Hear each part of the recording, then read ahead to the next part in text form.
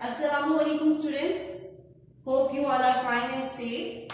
Today we are going to study the subjects of math in class 7th. So let's start with the chapter number 1, and that is the operation on sets. So the first question that comes in mind that what is set? ये set क्या होता है, क्योंकि ये सारा chapter sets पे operation है, तो हमें ये जानना बहुत जरूरी है कि सेट्स क्या होते हैं. So set is a collection of well-defined and distinct object. Set आपके पास ऐसी चीजों की कलेक्शन होती है जिसमें दो चीजें बहुत ज्यादा इंपॉर्टेंट है. एक वो है well defined and the second is distinct object. यानी एक सेट के अंदर जितने भी एलिमेंट्स होंगे वो वेल डिफाइंड होने चाहिए और वो मुख्तलिफ होने चाहिए. सो द फर्स्ट थिंग कि व्हाट इज वेल डिफाइंड, क्या चीज है ये वेल डिफाइंड. वेल डिफाइंड का मतलब है ऐसी चीजें जो डिफाइन हो सके. फॉर एग्जाम्पल अगर मैं ये कहती हूँ, जैसे एग्जाम्पल्स के अंदर लिखा हुआ है a इज इक्वल टू 1 2 3 4, तो ये आपको नजर आ रही है कि ये आपके पास फर्स्ट 4 नेचुरल नंबर्स है. लेकिन जो सेकंड एग्जाम्पल है उसके अंदर है b equal intelligent student of 7th class. तो क्लास 7th के इंटेलिजेंट स्टूडेंट, अब जो इंटेलिजेंस है ये एक ऐसा पैरामीटर है जो वेल डिफाइन नहीं है. इसी तरह वेल डिफाइन के अंदर किसी की खूबी, किसी की हानि या कोई प्रेज या इस तरह की चीज नहीं आ सकती. The second thing is distinct. So what is the meaning of distinct? Distinct mean different, यानी कि सेट के अंदर आने वाले जितने भी एलिमेंट्स हैं वो सबके सब डिफरेंट होने चाहिए. For example C equal 1 2 3 3 4. So this is not a set because the elements are repeated.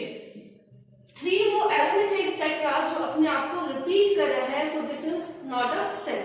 इसी तरह ये भी आपके पास सेट नहीं है बिकॉज यहाँ पे आपके पास एक ऐसा पैरामीटर डिफाइन है जो कि वेल डिफाइन नहीं है.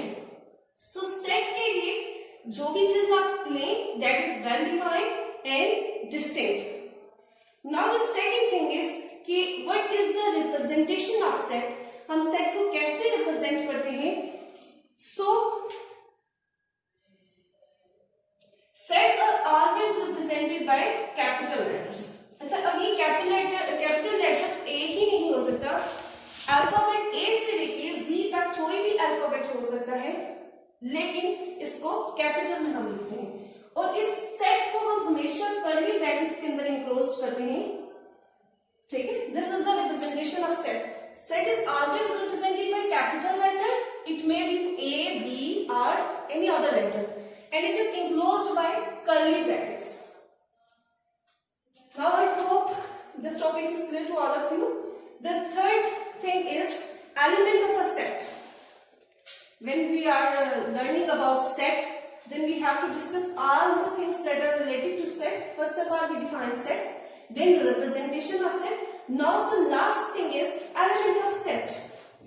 Element of sets mean the elements that are enclosed within curly brackets and separated by commas are called elements of a set. For example, इस एग्जाम्पल के अंदर जो मैंने लिखा है 1 2 3, फर्स्ट ऑफ ऑल तो वो कर्ली ब्रैकेट्स के अंदर है और कॉमा से सेपरेट क्यों है? इट्स मीन कि इसके अंदर आपके पास कितने एलिमेंट्स हैं? 3 एलिमेंट्स हैं. एक और एग्जाम्पल मैं लिखती हूँ.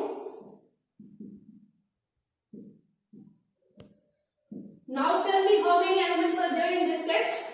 1 element.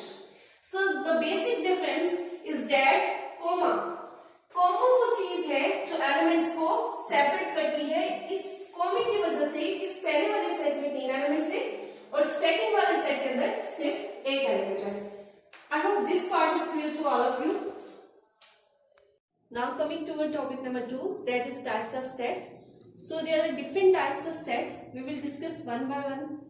First type is empty or null set. So a set having no element is called empty. Empty mean खाली. तो ऐसा सेट जिसके अंदर कोई एलिमेंट ना हो that is called empty set. इसकी रिप्रेजेंटेशन होती है, हम इसको दो तरह से रिप्रेजेंट करते हैं. इस तरह से 5 से भी ये रिप्रेजेंट करते हैं और ये जो 2 कर्ली ब्रैकेट्स हैं इस तरह से भी इसको रिप्रेजेंट किया जाता है। एग्जाम्पल हमारे पास है a इज इक्वल टू 5, यानी यहाँ इसके अंदर आप देख सकते हैं कि कितने एलिमेंट्स है हमारे पास, कोई भी एलिमेंट नहीं है। So this is an empty or null set. Now the second type is singleton set.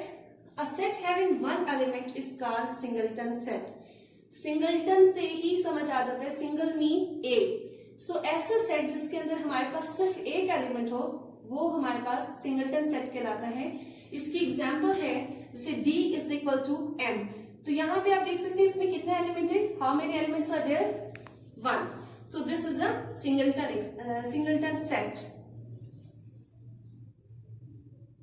e is equal to 1, so this is also singleton set, क्योंकि इसके भी अंदर आपके पास कितने एलिमेंट्स है, 1 एलिमेंट है। So any set having one element is called singleton set. Now the third type is equal sets. Two sets A and B are equal if every element of A is present in B and every element of B is present in A. यानी अगर दो sets आपके पास हैं वो कब equal होंगे, A के तमाम एलिमेंट्स B में हों और B के तमाम एलिमेंट्स A में हों। यानी इक्वल सेट्स के लिए आपके पास दो कंडीशन है, उनको सेटिस्फाई करना बहुत जरूरी है। फर्स्ट कंडीशन ये होनी चाहिए कि सेट ए के अंदर जितने भी एलिमेंट्स हैं, हम काउंट कर लेते हैं कितने एलिमेंट्स हैं, 1 2 3। तो सेट बी के अंदर भी आपके पास 3 एलिमेंट्स लाजमी होने चाहिए, 1 2 3। अब द सेकंड कंडीशन इज कि वो जो फर्स्ट सेट के अंदर 3 एलिमेंट्स थे वो और जो सेकंड सेट के अंदर 3 एलिमेंट्स थे वो सेम होने चाहिए। तो आप देख सकते हैं कि फर्स्ट सेट में यहाँ पे फर्स्ट एलिमेंट 5 है, तो यहाँ पे भी 5 है। 7 इस सेट के अंदर है, इसके अंदर भी 7 है। 9 यहाँ पे थर्ड एलिमेंट है और इस सेट के अंदर भी 9 है।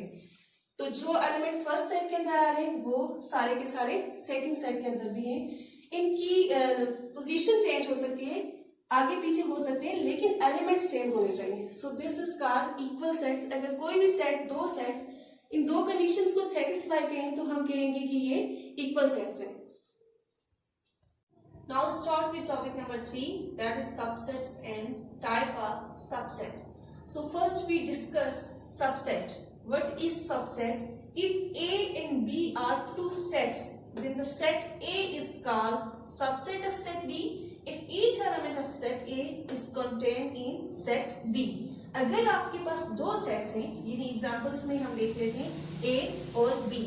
अगर A के तमाम एलिमेंट्स B के अंदर कंटेन कर रहे हो तो हम कहेंगे कि A सबसेट है B का।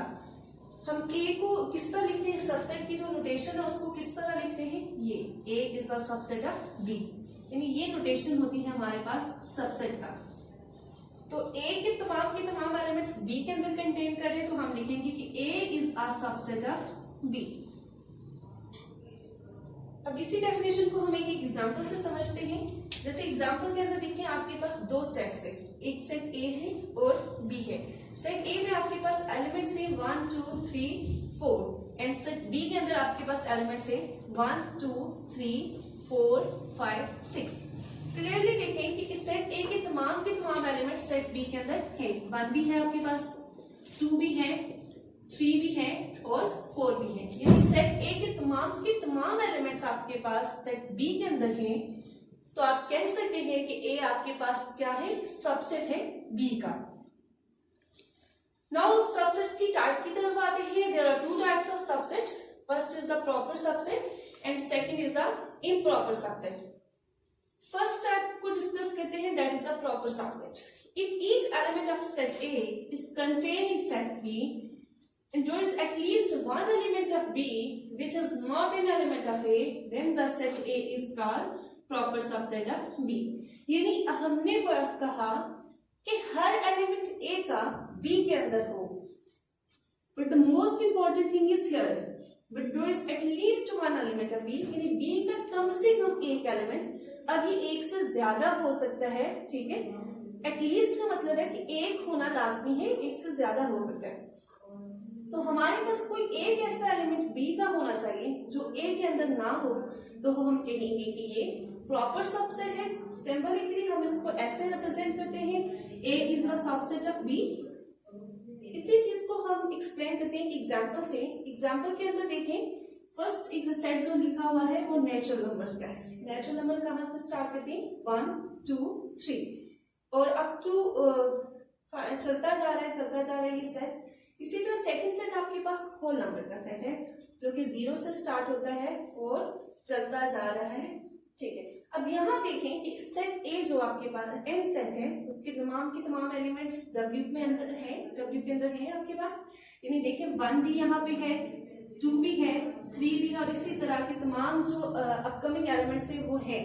सिर्फ एक डिफरेंस आ रहा है कि यहाँ पे 0 है और यहाँ पे नहीं है। तो यही डेफिनेशन पढ़ी थी हमने कि एटलीस्ट वन एलिमेंट ऐसा होना चाहिए दूसरे एलिमेंट सेट का जो कि पहले के अंदर ना हो, तो इसको हम कहेंगे प्रॉपर सबसेट। सो हमने कह दिया कि n is the proper subset of W। Is it clear? Now coming toward the second type of a subset, that is the improper subset.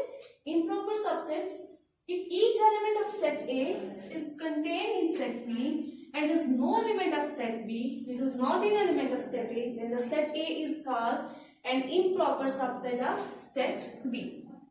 यानी कि दो सेट्स आपके पास हैं, सेट A है और सेट B है। A के तमाम एलिमेंट्स B के अंदर होने चाहिए और B का ऐसा कोई एलिमेंट आपके पास ना हो जो कि A के अंदर ना हो, तो हम इसको कहेंगे इम्प्रॉपर सबसेट। सिंबलिकली हम इसको इस तरह रिप्रेजेंट करते हैं, A is improper subset of B। Example से इसको क्लियर करते हैं। एग्जाम्पल है हमारे पास A इज इक्वल टू 0 1 2 3 और B सेट है 3 2 0 1।